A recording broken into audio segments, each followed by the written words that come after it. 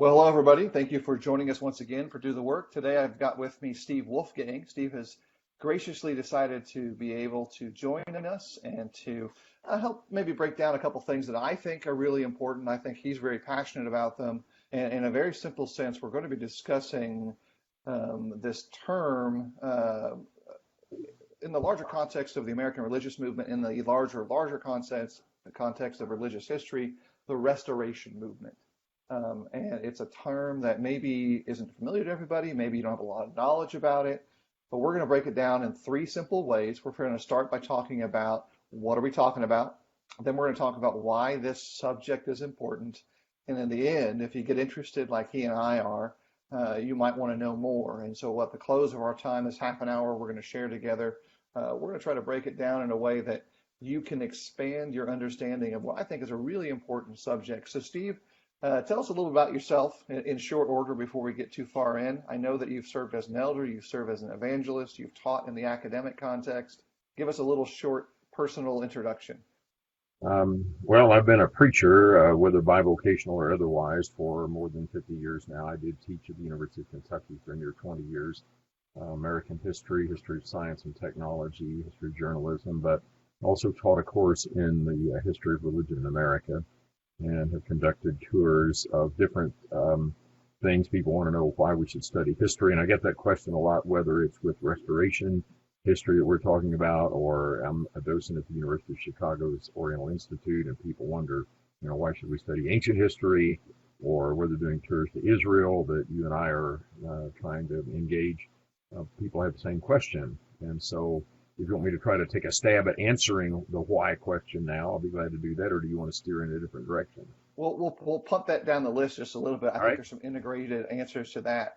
So when we talk about the Restoration Movement and Restoration history, let's give some boundaries so that we can narrow our focus. And so we're typically, at least for our conversation right now, we're talking about American application of it, not so much overseas, which is another rich, in some ways unmined field. So what time frame are we talking about in America? Well, the Restoration movement, the Restoration movement that we're basically concerned with was beginning with Barton Stone, for example, in the 1790s. Stone was a Native American. His ancestors were involved in the Revolution. And then with immigrants like Alexander and Thomas Campbell and Walter Scott and others who came over from across the pond after this country was started. So basically early 19th century, early 1800s, these people are literally leaving denominations. They're dissenters, and they are trying to say, let's go back to the Bible and restore the features of New Testament Christianity, both congregationally and individually. And so in that, they are part of a broader movement that was not just confined to the United States, but that's generally how we frame it, is because we're Americans. We're interested in what happened in this country. Right. I'll add this tidbit. If you're watching and you have a question, go ahead and drop it into the comments. We'll take it onto the table, and Steve and I will unpack it to the best of our individual abilities. I always make this comment whenever we have these broadcasts. Steve and I are independent actors.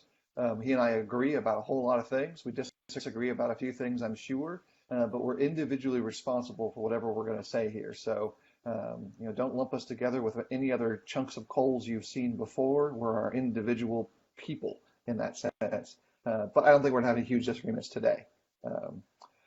Let me add this. It'd be okay if we did, though. Whatever. Yeah, and disagreeing is fine. It's healthy. So with that intersection of time, it crosses over things that people, and you mentioned this, the Pentecostal movements, charismatic awakenings, Reformation movements in the Americas. And so there's some intersections of these personalities, even the iconic groups like Joseph Smith and his band of followers too kind of intersects with some of this as well. But primarily, we're even narrowing it off of that off the table. Those intersections are important, and sometimes that shifts the players on the table. But even with that insight, and we start breaking it down a little bit deeper, don't each of these restoration movements segments, time-wise, have some tighter groups? Like you talked about Stone, Campbell, and they're kind of the early, and Scott as well, the early chunk. And then later down the road, we get to folks folks like Sumner, we get Foy Wallace, we get other entities in that same basket, if you will, that dissent a second time from the first group of dissenters, if you will. That stream of dissension, isn't there some good ways we can bracket that out real quickly as well to get some new timelines underneath it? Well, I think the intergenerational aspect of this is important, and I do want to emphasize that there are other groups that use the term restoration movement, like you mentioned, that the Pentecostal movements often use that, Joseph Smith and other types of Mormonism, because each one of those groups is divided and subdivided, but they often will use restorationist terminology as well. So yes, we're talking about specifically what sometimes is called the Stone Campbell movement. I don't like that title. I don't think they would have liked it either, because they weren't trying to start a movement named after themselves, but it has become the sort of shorthand phrase.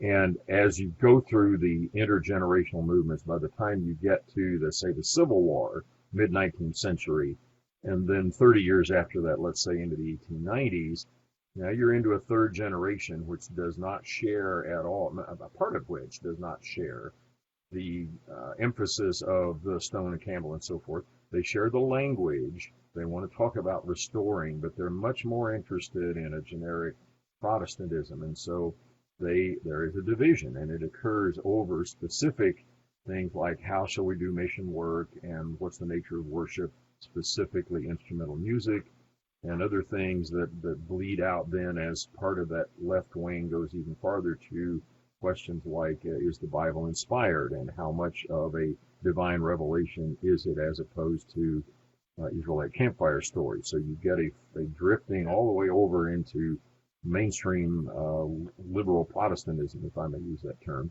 And what happens is that as these different groups splinter and shed, so that you get the left wing that I just described and conservative right wing that became known as Churches of Christ in the early 20th century now, you get that same intergenerational group that goes through the division, has to decide really what does it believe, has to decide, am I going to accept what my ancestors taught, or am I going to reject something that simply is ancestral or traditional and try to follow the Bible on my own? And so you advance the timeline, as you use the term, another 3 generations, and you get into the 1950s, 1960s, you get another broad-scale separation of churches that, again, have very different emphases, so that you get some Churches of Christ today that look a lot and act like and consciously, I think, would like to be more like evangelical Protestantism. And then you get maybe a more conservative element, and you always wind up with a middle-of-the-road group, if you will. So that's a long answer to your question, but yes, the intergenerational dissenting part of it is what fascinates me to a large degree about the study. Right.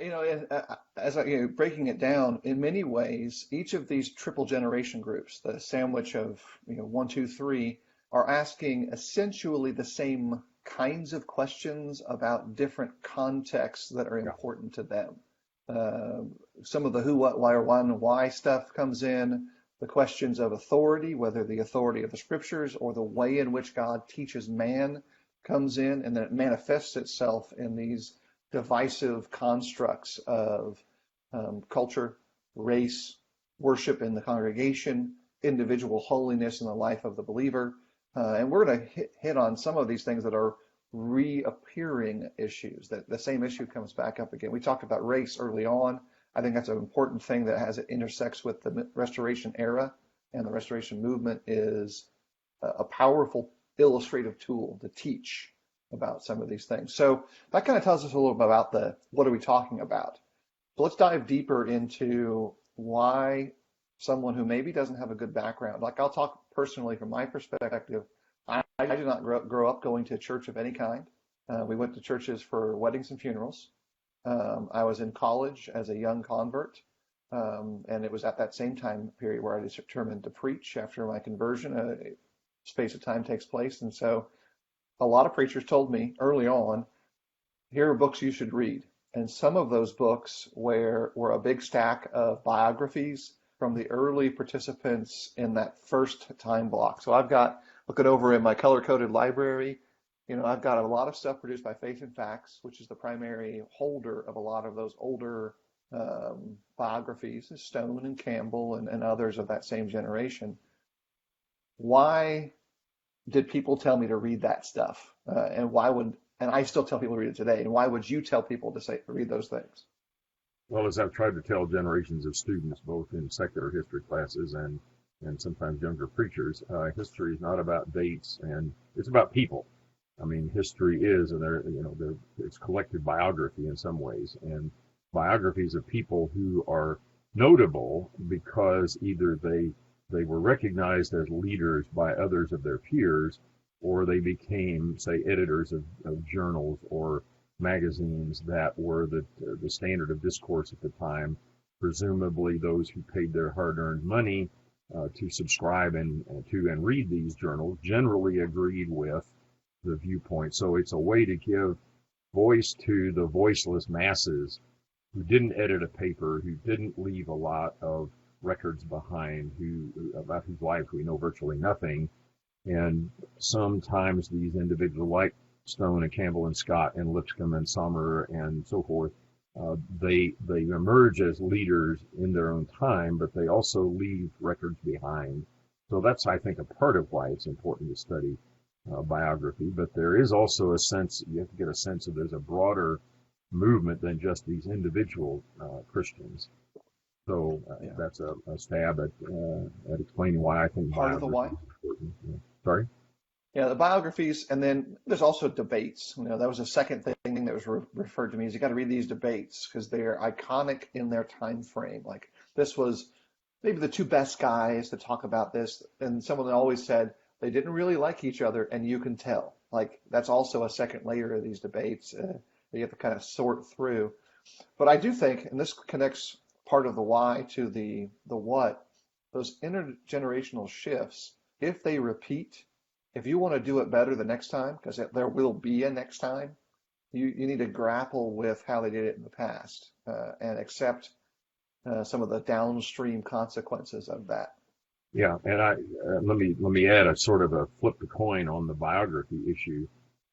I do not, and I don't think you do either, study the history of these individuals as hagiography, a term that means we're going to only talk about the good parts of these men, or we worship these men, or we follow them regardless of what they taught. No, the lesson, I think, from all of these individuals collectively is you don't want to repeat the mistakes of the past.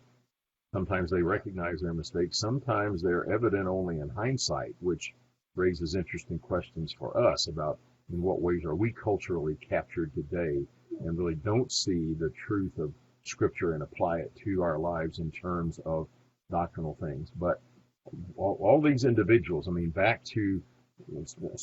back to Campbell again. They left the Presbyterian churches in which they were raised, which were divided and dividing. They then became a part of the Baptist movement, but they began to disagree with that, and so they left. And even before that, Thomas Campbell's ancestors were Anglicans, and before that, Roman Catholics. So the entire sort of familial DNA is you follow the Bible wherever it leads you. At least that is the intent. And if it means you leave the religion of the past, or you move out of no religion into trying to believe and follow the Bible, if it means, like in the case of my family, leaving Christian churches as they drifted further and further into liberal Protestantism, and basically they had to change churches. They left the church of their parents and grandparents and decided our allegiance is to the Scripture, our allegiance is to Jesus Christ, and not to family tradition, not to a given religious body. And so you get this intergenerational fruit basket turnover, if you will, or as one history called it, the wild democracy, actually quoting one of the journal editors, G.P. Showalter. So where do you want to go next? Yeah.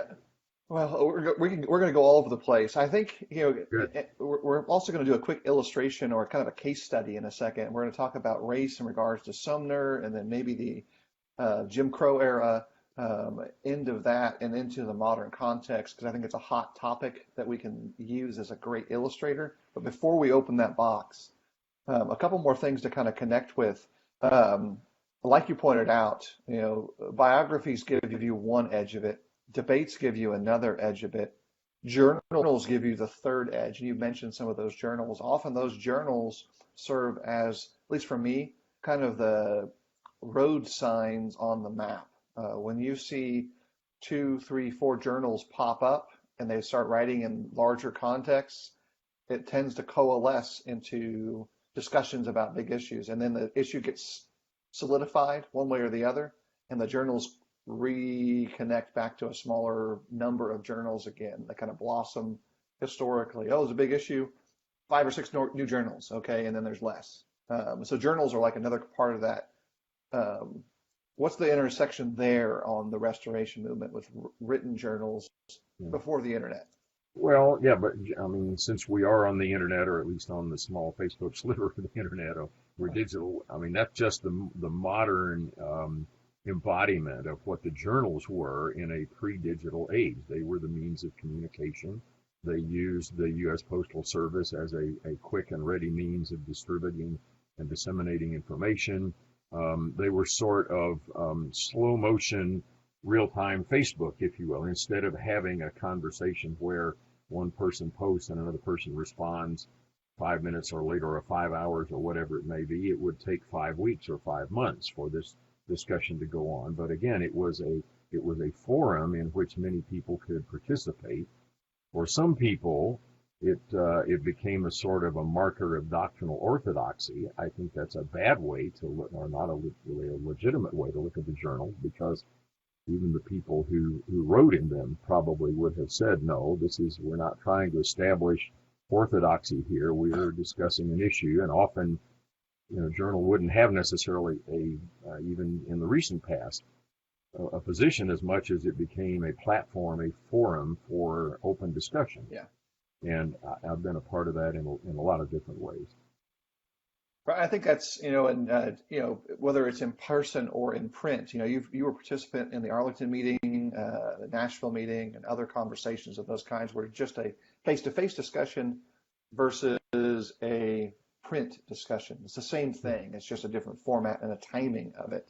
Right. So let's kind of broach that bigger subject with issues of race, relationships between people, and I say race in the very bad accommodative sense. I'm talking about skin color and cultural variation, not genetic differences of different creatures.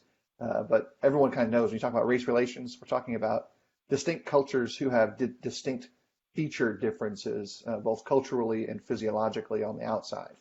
I guess I wouldn't want to limit it to race. I still want to focus on True. dissent. And in the sense of, if you look at post-Civil War America, for example, so we're into the third generation, people like Daniel Sommer, spelled Sommer, who was sort of the northern counterpart. He's a journal editor, lived in Pennsylvania, Ohio, and Indiana most of his life. He's a graduate of Campbell's Bethany College. He's there right as Campbell has died. But his life spans way up into the mid-20th century, so he's kind of a good character to look at what's going on. David Lipscomb was a kind of a counterpart in the South. He lives in Nashville. He's a longtime editor of the Gospel Advocate. And they both have these very dissenting views on race, by which I mean Lipscomb in the 1870s is saying, I would much rather worship with a humble band of Negroes, and the way we have treated, he wouldn't use the term African Americans, but the way we treated Negroes, to use his language at the time, borders on criminal neglect. And but then you get Sommer in the North, who's actually doing what Lipscomb is talking about. That is, he's having integrated Bible studies in Pennsylvania, in Ohio, and in Indiana, in a time when certainly the North is not necessarily racially enlightened. So these guys are cutting against the cultural grain of their time. And it's not just race. I mean, Lipscomb is very, you don't participate in civil government, even to the point that you don't vote. You certainly don't promote political candidates. The way to convert people is not to make America great again, if I may use that phrase. That's not a concern that Christians should have. And so today that would in some quarters be viewed as something you would not want to say in churches or in other quarters. It would be exactly what you'd want to say in some churches. But my point is, these guys are cutting against the countercultural. They are countercultural. They're cutting against the cultural grain of the group that they're trying to reach or operating in. And I think that has tremendous relevance for us today. So I'll keep my comment concise to that point and let you react to it. Yeah. Yeah, Steve and I are really trying hard not to be our normal selves, which is to talk more than we probably should, to be fair. Uh, but, I really think there's a great thread of paying attention to open and honest dissent against the norm and paying attention to these cultural conflicts that take place, whether they are also, we could include Appalachia, rural American versus industrial American, someone who grew up in the industrialized area versus someone who's a coal miner. Their worship may have been similar on the outside, like if you don't have insider speak, but there's a vast gulf of difference in their life, in their style of living, in their goals and their aspirations, in their congregational context, from an inner city context to an outer coal mine context. And that has nothing to do with skin color and everything to do with the way in which they're living and interacting. And dissent happens differently in those places, doesn't it? At least from your perspective, Sure. dissent is received and seen differently there. Yeah, exactly. So by dissent, I mean not only in a religious sense of I might have my study of the Bible might require me to leave the religion of my forebears, but also my study of the Bible might require me to act in a way that's not very culturally bound. At least one would hope that it's the Bible and not the culture that controls my attitude, my mindset, my worldview, and the behaviors that grow out of that. So if a large segment of the church is involved in political activity, whether on the far left or the far right or even in the middle, a countercultural view would say something like Lipscomb, no, that's not something that you might not even want to vote, and what good would it do to vote? And we are not of this world is the main kind of idea. That's a view that's not popular today. And it was not a view that was popular in Lipscomb's time 150 years ago either. So when I talk about dissent and countercultural kinds of things, I'm talking about Christians being willing to stand up and speak out against what they see as important issues, but from a biblical standpoint, not from we need to get the church involved in the conservative evangelical movement, let's get out the vote for the Tea Party or whatever. That's just not something that ought to be hitched. The churches and individual Christians should not hitch their wagon to that falling star, if I may use that analogy. That's the bigger picture of what I'm talking about, not just on race or whatever, although we're having a tremendous conversation. If I read the online blogs and so forth about how black Christians feel they have been treated and mistreated by white Christians, and that goes, again, all the way back to Lipscomb and Sommer, and it's why I think we can learn from their lives and their activities in ways that will help us today. Right, and I think that's one of the things I think is uniquely interesting to me about reading through the writings of participants in the American Restoration Movement, is that they grapple with an issue in their own unique way, and then I see that I'm grappling with the same issue, but I might see different edges of that issue. I'm a 6'5" white guy, so I see things from my individual perspective. When I talk to some of my brethren, their perspective is much different than mine, and so they grapple with a different edge of the problem. And then I read about someone, Marshall Keeble, and his experiences in preaching, and he's got a whole different perspective, and so his view is even further removed from mine. So it makes my perspective stronger, having had those additional insights. Just like any other subject in life, if somebody's already fought the struggle and won, I want to know how they won. That's one of the reasons of the why study that I think is really important for me, is because they often deal with the same issues. And they sometimes do it successfully and sometimes not so successfully. Well, and again, to flip the coin or pick up on the not so successfully, I mean, what was it that made individuals in a past generation think that it was acceptable to deliberately segregate churches? Why were so Yeah, many uh, white Christians, why did they think that was a great idea or a biblical idea, an acceptable idea? Or to yeah, put it back more in the debate forum of specific religious issues, why did so many Christians believe, again, against the grain of history, that you ought to worship with an instrument? yeah, Where did that idea come from? Well, it's because it's becoming very popular in American culture at a particular time in American history, and so the idea is we need to get with the program. Why did individuals in two, three generations later think that we should, or the churches should adopt a sort of a 19th century philanthropic view of how you care for orphans or how you do other kinds of benevolent work? So that it seems like there's this persistent pattern of allowing common cultural ideas to take the church captive, if you will. And there have been a lot of historical work done about, that use that phrase, the captivity of churches, being captive to their culture, rather than dissenting from unbiblical ideas and being willing to take a stand against what seems to be the popular view at the time. yeah. That's what's And to use interesting to our me about these men. Yeah, and part of that detail, we can just use this as a quick illustration before we step to one more level of our conversation. You look at folks like Sumner and Lipscomb, and then a little bit later down the road, you get to the late 50s, early 60s, and the Jim Crow painful part of that time frame. And brethren are still fighting about the same issue. They're still fighting Yeah. about how do they interact with their brethren. They've shifted the dialogue, though.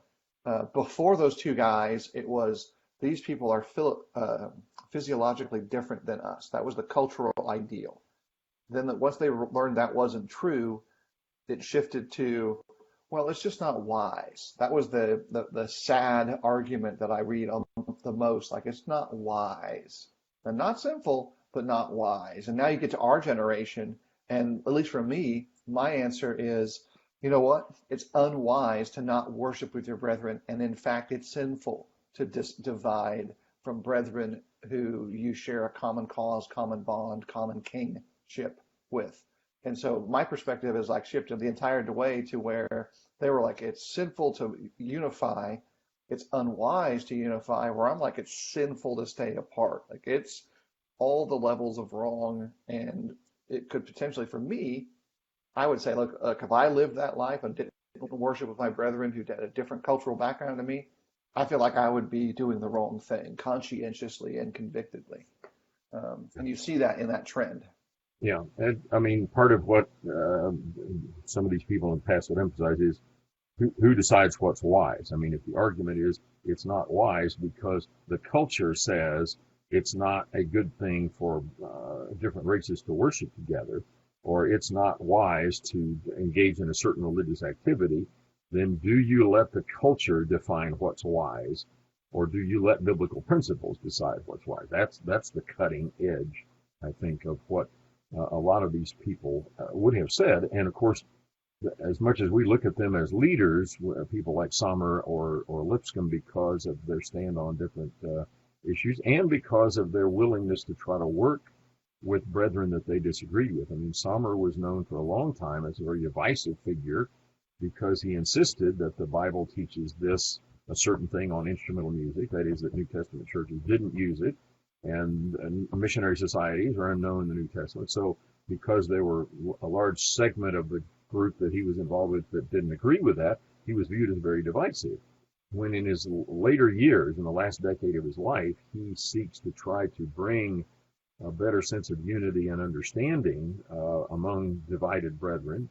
Now he's viewed as a kind of a traitor by those that he once had worshiped with. And so I just see a lot of the same kinds of principles and problems that are present in our interaction with each other today. That's why I think it's instructive to look at not only what these gentlemen did right, but what they did wrong. Right, we've got two great questions. I'm gonna have to break them up apart into two segments because we can't answer them both because they're different. So we'll start with one from B.J. Young. He notes, having just moved to the Ohio Valley, Pennsylvania, West Virginia, Ohio tri-state area, he's noticed a cultural difference and the tendency to commit to family tradition. Not that this is particular to rural Pennsylvania, but the area certainly is no exception, and thus has brought this to mind. So that's the background. Would you recommend Summer as a helpful example of engaging in countercultural efforts? If so, what resources come to mind? And do you have personal advice for effectively addressing elephants in the room with blindfolded brethren?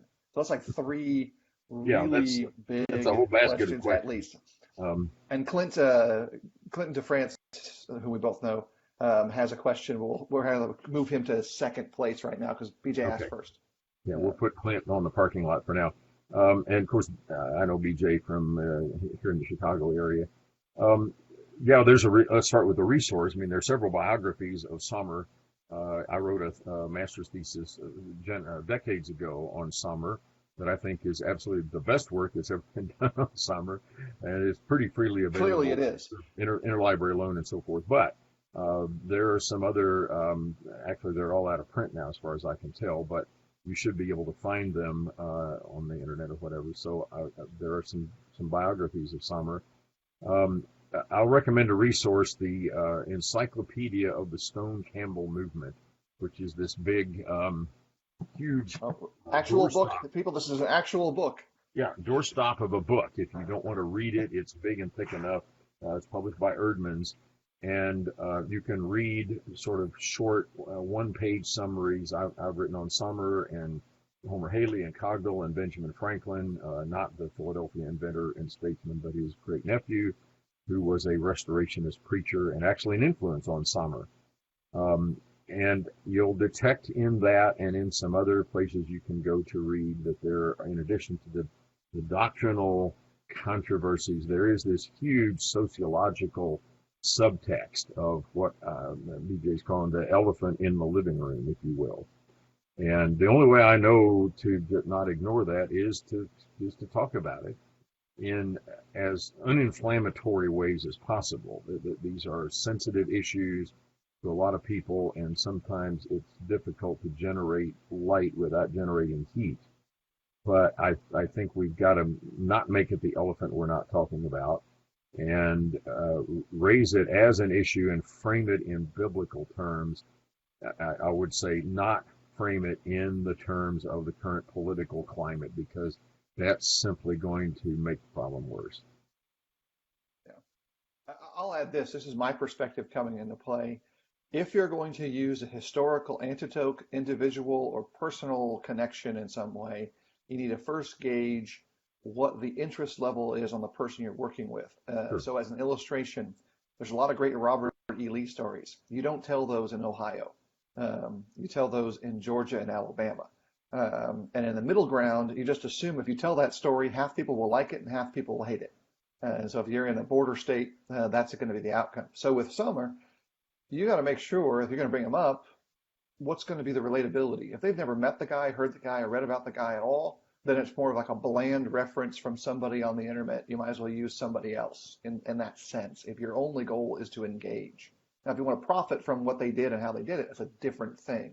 So they really don't serve as a lever, at least in my use of it. They serve as insight into how to push and how hard to push on the lever. And once you push on that lever, these are the dominoes that might fall. And so it's really going to be variable based on that bigger picture as to how Summer or Lipscomb or Cogdill, who, by the way, aren't you supposed to be writing something about Cogdill? I'll drop that in here because that's what I always do. I am supposed to be, yes. And actually have begun to re-engage with that, but that's a different broadcast, I think. A different topic. Do we want to bring Clinton off the parking lot, or? Yeah, we'll bring that one in. So also add this for BJ. At the end of the thing, I'm going to link a few websites that are also great. Steve and I have talked about a few of those. Hans Rollman had a website for years that has some great survey level look at restoration participants. There's some discussions as well that you can dig into. It's on the ACU server, I think, and that's become sort of the dominant repository in some ways, other than the Disciples Historical Society, which has undergone transformation, had to move to Bethany out of Nashville. But yeah, those are resources that you can link. Right. We'll link those at the end of the Okay. conversation. Clint's question, and we got another one from Hal after that too, says, what were the fundamental differences between the Christians' Connexian and the Campbell approach, disciples? I'll have to Google the Christians' Connexian because I don't think I've seen that particular terminology before, but I do know the Campbell approach. Yeah, that's a Christian Connection was more the Abner Jones, Elias Smith, some of the New England Baptist, and ultimately they were all over the map. Ultimately, I'm trying to remember the history of the denomination now, but they divided and redivided in 1957. Several of them came together and produced or became what is now known as the United Church of Christ, which has a number of manifestations and, like a lot of religious groups, reflects its local culture. United Church of Christ in Chicago, in urban Chicago, would look very different from a United Church of Christ, say, in Louisville, as opposed to rural North Carolina or somewhere like that. But I'm certainly not an expert on the Christian Connection, but they were certainly aware of each other. I mean, on the religious frontier, with these journals circulating, the Herald of Gospel Liberty, which was the first religious newspaper in America, which these New England guys were involved with, they were aware of Stone and Campbell and interacted with each other, but at some point began to part ways by the 1830s, certainly, and by that time you begin to see differences and fissures even among those who decided to work together in the, quote, Stone-Campbell movement. So I'm not sure that's exactly what Clint's getting at, but that's a start anyway. Well, I think part of what he was looking at is their approach, the way in which they settled matters. And I think maybe we could talk about this at another time. We'll probably have Steve back for the deeper set of things. But with the demise of structured debates, the conversations of that kind of what were their differences, they don't happen with the regularity that happened even 20 years ago. When I first started preaching, debates between Christians and I was connected with and missionary Baptists were still going on. But with the death of some of that generation, the older David Bonner and others that were the last debaters of that kind, at least people I knew, they just don't happen with regularity anymore. Yeah, right. There were also, to some extent, even going back before that era, to a pre-electronic, pre-radio even era, certainly no TV. They were also viewed as local cultural events of entertainment, even like a local fair would be. You might have a fair one week and a debate 3 weeks later, and it would be a point of gathering. I don't want to trivialize it by any means. But there was that aspect, I think, to it. And good debaters were also, to some extent, performers. And carrying your point was done as much in some of the debates, I think, with style as with substance. At least that's my take on it. You may disagree, or others may. Take a number. A lot of people disagree with me. Yeah, the list is long and not necessarily distinguished, but it is long. Yeah. So, and my perspective also, especially on the gospel meetings, which is the next layer of that, we can talk about that, and that insider speak of gospel meetings. They were cultural events as much as they were teaching events. And now in many cases, they are more teaching, edification, in-speak events versus outreach events. Hal had a comment that I think we can quickly deal with. He says, a while back, a series of quotes from Foy Wallace was circulating indicating deep-seated prejudice even among the preachers in the mid-20th century. I gather he repented later, but still perhaps a window into white Christianity of not long ago.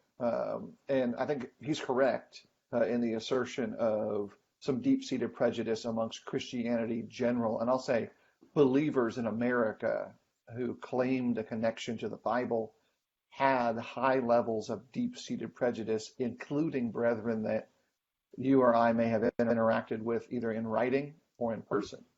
That's what I referred to earlier when I said, how is it that, it's not just Wallace. He gets a lot of airplay. People have kind of rediscovered in popular sense and in an internet age things that historians have known about for 50 years. that come out of the 1930s and 40s. Wallace was simply a guy who had enough brass to say what a lot of other Christians, including other preachers, believed because they were in the Jim Crow South, or they were in the northern North Ohio River with all these sundowner towns. And racial issues pervaded, including things that today a new generation would view as absolutely reprehensible. They were expressing this cultural captivity. The culture said races ought to be different, and so you get somebody like Foy Wallace who's willing to very boldly and in pretty abrasive terms say what actually reflected was going on in people who wouldn't maybe dare say that, or maybe didn't have the eloquence to say what Wallace did. But it's not just that you get this one preacher who stands out because of this series of quotations that has made the rounds. That's pervasive. And you look back on it and you have to ask the question, why did so many Christians think this was the right thing to do? And maybe a question we have to ask ourselves is, what kinds of cultural issues have captivated Christians today? Obviously, racial issues are different today in terms of churches, at least in some ways. Now, I have a number of black brethren who will tell me that actually things have not changed as much as some of the white brethren like to think they have, that there is still a lot of submerged racial expressions and racial attitudes, that while it is not comfortable for a white person to say such things publicly, that privately you still get jokes and snickers and comments that you probably wouldn't want your black brothers to hear, or sisters. And I do not doubt that that's true. I've heard enough of it myself, and I've heard enough brethren say that this is actually what's happening. I don't think it's disputable.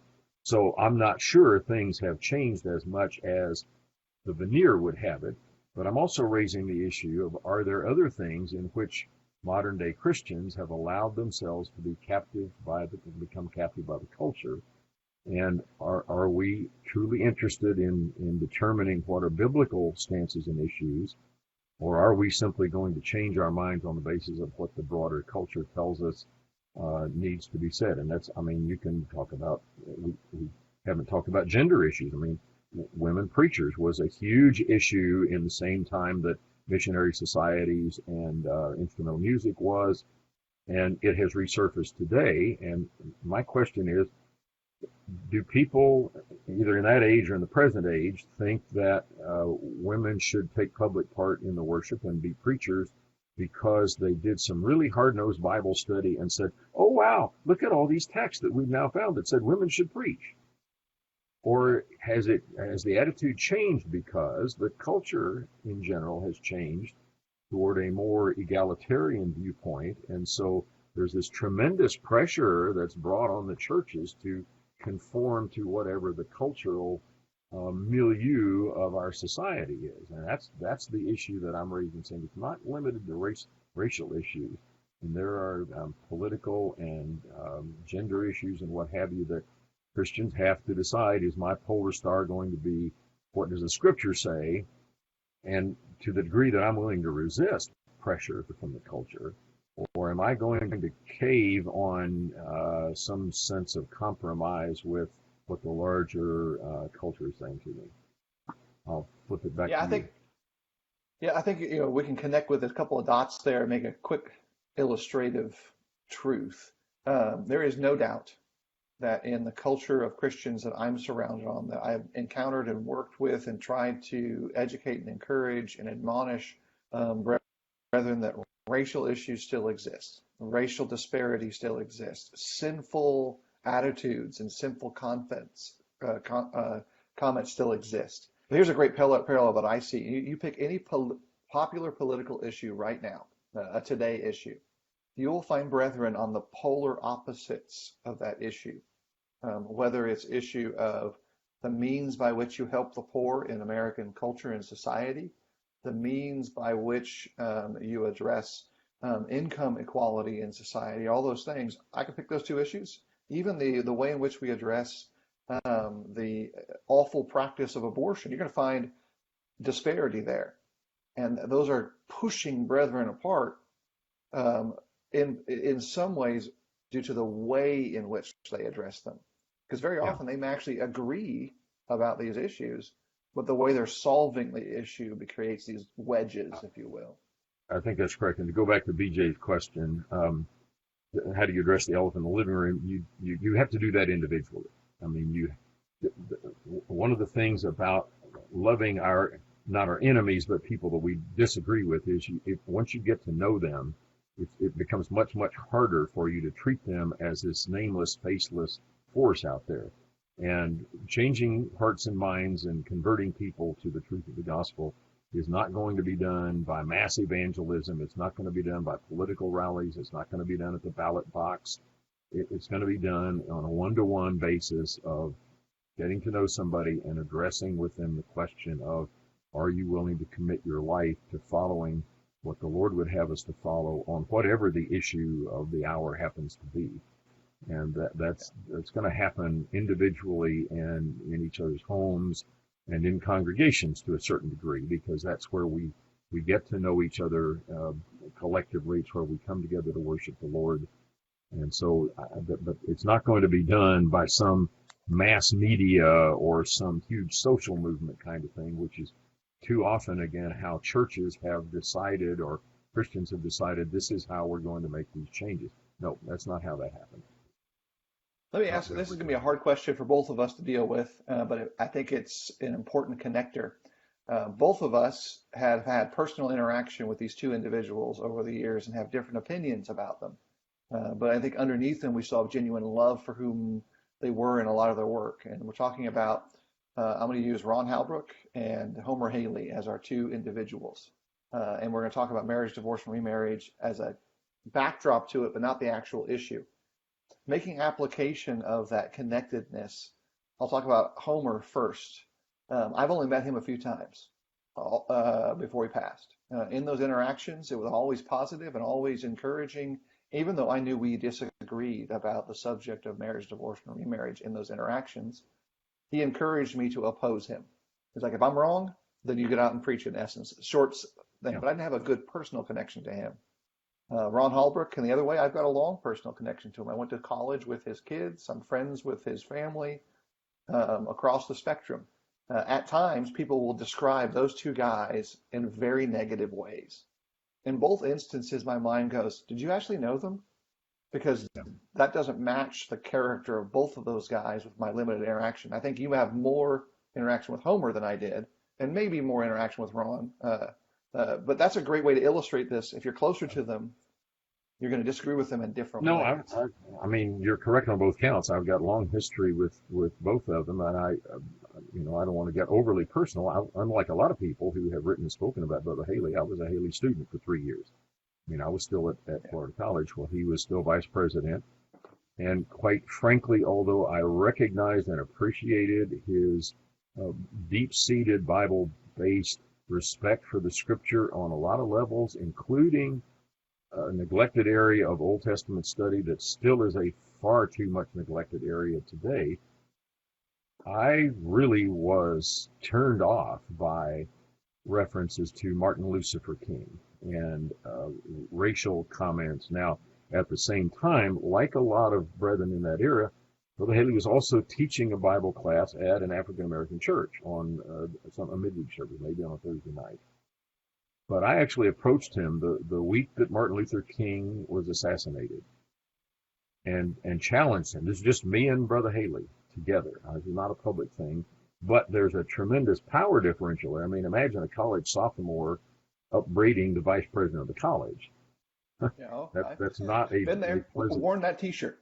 Yeah, not a pleasant kind of thing to do. And yet, as was true with Brother Haley all the time, he acknowledged that was wrong. He apologized. He later made a public statement about it. So I think that's really the key issue is, do you understand that when we are in the wrong, that we need to make a course correction, that when our actions and our thoughts are not in accordance with Scripture, that we need to change. The other thing that I learned from Homer Haley that you've already mentioned is yes, if you disagree with me, learn from the minor prophets, you speak truth to power. Yeah. That's what motivated me to do what I just described. And because we were committed to the same larger principles, that conversation went well. It also went well because we were not strangers to each other. We had interacted before, and we kind of knew each other. And I think that is a key to that sort of thing. Ron and I were students together at that same time. Ron was also a Haley student. Ron and I, we went to Israel together for the first time in 1967. We're there right after the Six-Day War, and we have been friends and co-workers in a lot of endeavors together. Ron has said some things that has written some things that have angered people. I'll tell you my perspective of it, because he dared to challenge someone, again, of Brother Haley's standing, and to do so publicly. I see that as the nub of the issue. You may disagree, and other callers or people who want to respond to this might disagree with that also, but that's my short take on it. I'll let you respond. Well, I think in that context, it shows the best and maybe some of the worst parts of the mindset that goes why we're looking at restoration history. Because if we're looking at the conversation of dissent, and dissent has its place, and it does in both of those things, dissent can also push people in the right direction to restore a healthier relationship with God than they had before. Yeah. And if nobody ever dissents, then change that we might need never takes place. Yes. Let me also speak a word about this, come back to this sort of cultural thing. The people today, including younger preachers, who did not grow up, I mean, I didn't grow up because I grew up in the North, so I'm not in the Jim Crow South in the 1960s. That's part of why it just warped me the wrong way when I began to hear things very publicly said that way. But if you grew up in a culture in which everybody, at least of the white persuasion, said it's okay to discriminate, and African Americans are not equal to white people, and you grow up in a town that's run by the White Citizens Council, it's going to be very, very hard for you to break out of that mold. If on the other hand, if you grow up in a culture that at least on the surface outwardly says all men are created equal and we ought to treat each other equally, but we'll still kind of yuck about it otherwise when we're among just white folks.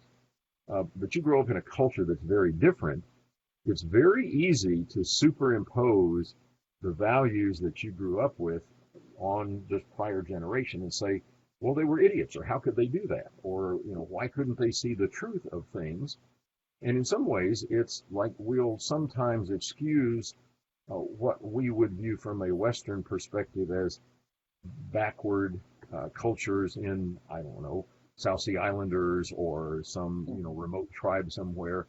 We'll kind of excuse them in our minds anyway because they didn't grow up that way. They don't have our values. They don't share our values.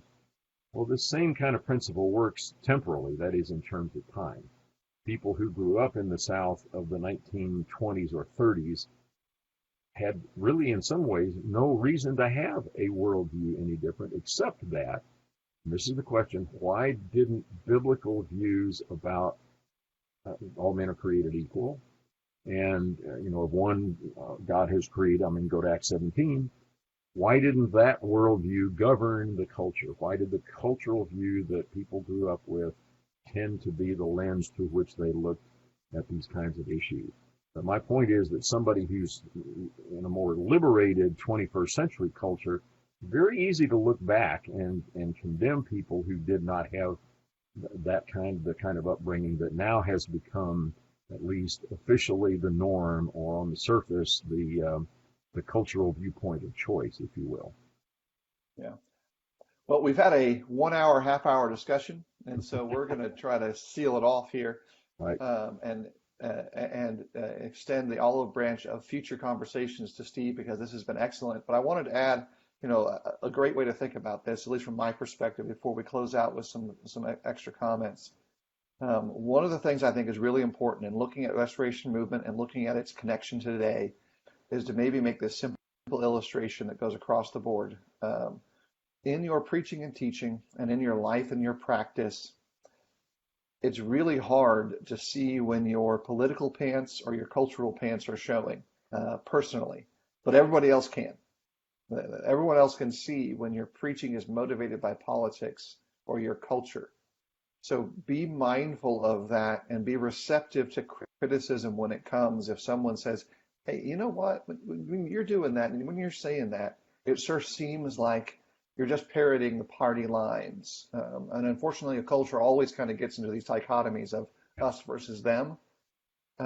So to be mindful of it and say, if I want to be a better evangelist, a better teacher, a better believer in the practical sense, sometimes our political pants are exposed by our pontification from the pulpit. There's a nice triple dose of alliterations for everybody.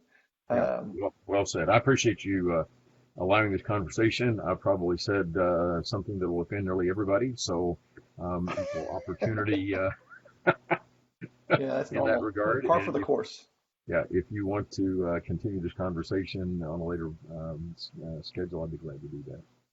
Thank you. We'll probably pick some specifics to kind of narrow down the field too. Everyone, thanks for joining with us today. The conversation will be live on Facebook, and when it closes out there, it'll be archived there. We're going to put it on YouTube, and I've got one more thing. Andy Sokover, who preaches in Tennessee or Kentucky, have been asking for these to be moved to a podcast. That will happen at some point. I don't have a date for it because I'm the one doing the work. That means I've got to find the time to do that work, but they will move into a podcast soon. So folks who don't want to see us, that might be a blessing to you. So you'll be able to listen to the audio rather than seeing our faces. That's going to happen soon. Steve can be found preaching at the Downer Grove congregation up in Chicago. Sometimes he does other things and goes in other places. There's some great discussions that take place on his Facebook page. So if you want to be entertained in the modern idea market of the cultural context of our world, you're going to see all the possible answers on some of his very unrelated posts. History, hymns, the Chicago Cubs, and all sorts of interesting data. Yeah, and every now and then there's a random food post which draws me in right away because that's Indeed. The catnip for me. You mentioned the Old Testament studies. I thought that might summon the Jared Saltz in to talk. He was watching earlier. I'll add this tidbit, and this is why I included Romans 15:4.